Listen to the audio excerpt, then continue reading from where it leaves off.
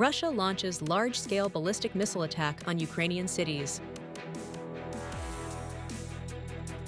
Nghệ An leaders meets with people with revolutionary contributions and policy families.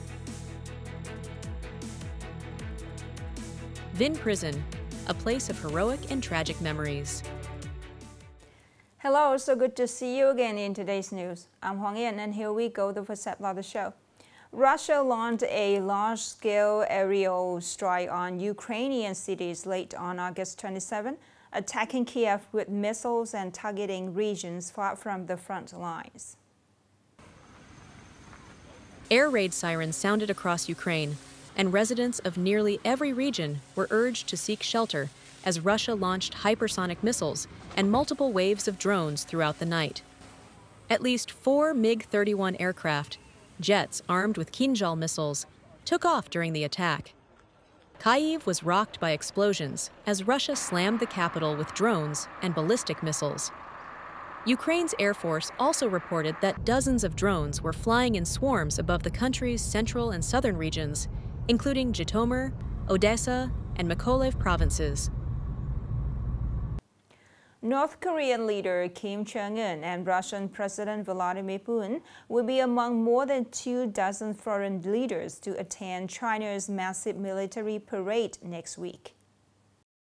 The parade, to be held in Beijing's Tiananmen Square on September 3rd, is part of China's commemorations to mark the 80th anniversary of the end of World War II following Japan's formal surrender.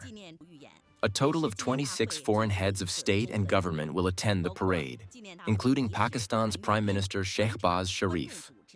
The parade will feature more than 10,000 troops, over 100 aircraft, and hundreds of pieces of ground equipment, showcasing China's growing military power under President Xi Jinping. Towards the 80th anniversary of the August Revolution and National Day, Nghệ An provincial leader just organized a meeting with outstanding revolutionary contributors and policy families in the province. As the homeland of President Ho Chi Minh, Nghệ An has made immense contributions and sacrifices during the national liberation wars. The province has over 45,000 martyrs, 56,000 wounded and sick soldiers, and 2,125 Vietnamese heroic mothers. Hundreds of thousands of others have also made significant contributions.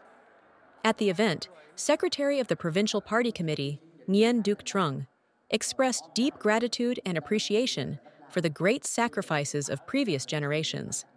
He emphasized that the sacrifices of heroes and martyrs are the driving force behind Nghệ An's comprehensive development and remarkable achievements. The Secretary also acknowledged and praised wounded soldiers and policy families who have overcome difficulties to excel in business and contribute to their homeland. He affirmed that provincial leaders consider the implementation of policies for revolutionary contributors to be a crucial political task. Movements like paying debts of gratitude have spread widely, becoming a beautiful cultural tradition of the people of Nghệ An. Upcoming are some updated news. A ceremony to honor students who won international and national awards, as well as those with high scores on the 2025 National High School Graduation Exam, has just taken place tonight. The event is broadcast live on NTV, the NTV Go app, and other digital platforms of the Nghệ An newspaper and radio television. This year, a total of 195 students from Nghệ An were recognized.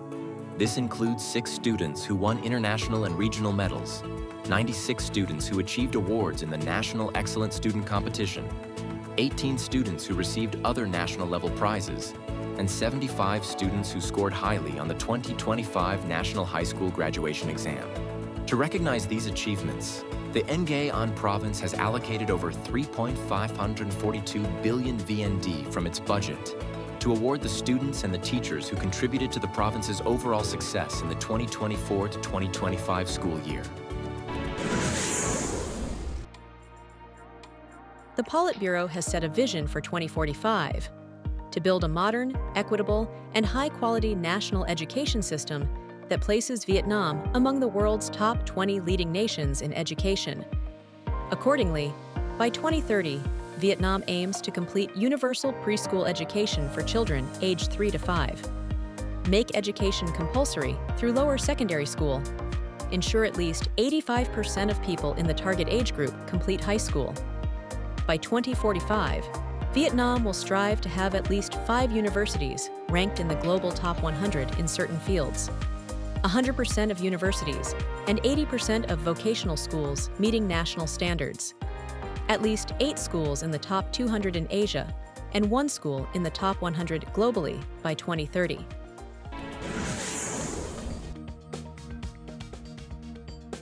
In the first 7 months of the year, U.S. imports of Vietnamese fruits and vegetables surged by 67% compared to the same period last year, generating over $300 million. Overall, Vietnam's fruit and vegetable export value has reached more than $4.6 billion since the beginning of the year.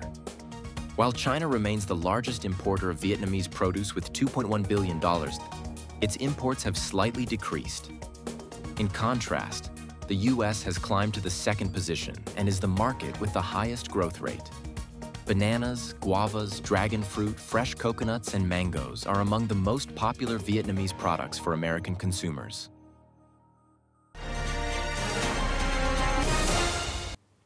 In the past, when the French colonialists invaded our country, they built prisons across Vietnam with the sinister plot of imprisoning, exiling, and eliminating the fighting spirit of communist soldiers.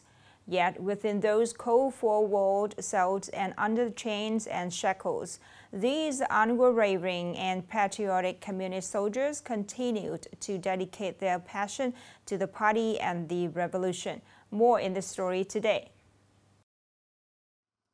When talking about the historical sites that mark a difficult but heroic period of Vietnam's struggle, Vinh Prison is a must-mention. It once held many steadfast revolutionary soldiers from the heroic Soviet Nghệ An homeland. Among the communists arrested and imprisoned at Vinh Prison was Comrade Ton Gia Tin, the first secretary of the Thanh Chuang District Party Committee. From the age of 16, he actively participated in patriotic activities and was admitted to the Revolutionary Comrades Association of Vietnam. On December 25, 1929, he was arrested by the French colonialists and imprisoned at Vinh Prison. In jail, despite brutal torture and humiliation, he remained an active participant in the struggle against the harsh prison regime, encouraging his fellow inmates to maintain their fighting spirit. My father was brutally tortured and beaten, but he remained a steadfast communist, refusing to betray his comrades. With no evidence against him, the French colonialists were forced to release him. According to historical documents, Vinh Prison was built by the French colonialists in 1804 within the walls of the ancient Vinh Citadel. Spanning over 19,000 square meters, it consisted of 6 large buildings for prisoners and a separate block for dark, solitary confinement cells. During the 1930-1931 Soviet Nghệ An uprising, thousands of patriots were imprisoned here. While imprisoned at Vinh Prison, political prisoners were subjected to extremely brutal torture by the French colonialists in an attempt to extract confessions. Currently, the Nghệ An Soviet Museum has collected, preserved, and displayed many valuable documents, artifacts, and touching stories about the political prisoners held at Vinh Prison. This effort helps the younger generation understand the value of their sacrifice. Over the years, we have collected documents and artifacts from the memoirs of communist soldiers that remain in the museum to learn more about Vinh Prison and, from there, add new materials and artifacts to the museum's display system. In the heart of modern Truong Vinh Ward, the remaining vestiges of Vinh Prison serve as a reminder to today's generation of the tragic years and indomitable spirit of previous generations. People who wrote a glorious chapter in Vietnam's history with their blood and patriotism. The last story just ended our news today. Thank you so much for your attention. Goodbye for now and see you later.